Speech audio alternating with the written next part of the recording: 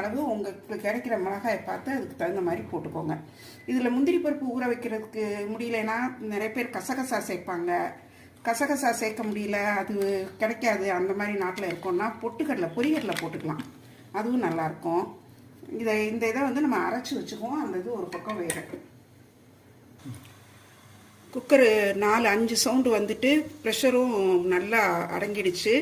So இப்போ எடுத்து பார்த்தோன்னா ப்ரெஷர் இல்லை, ரிலீஸ் ஆகிடுச்சு. ஓப்பன் பண்ணி பார்க்கலாம். நல்லா வெந்திருக்கும், நல்லாவே வெந்திருக்கு, நல்லா குலைவாக வெந்திருக்கு பாருங்கள். இந்த உருளைக்கிழங்குனா நல்லா மசிச்சே போடலாம்.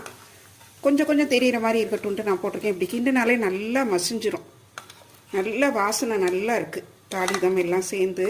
இப்போ நம்ம என்ன பண்ணணும்னா இதை அரைச்சி வச்சுருக்கோம் இல்லையா, அதை வந்து போட்டுடலாம்.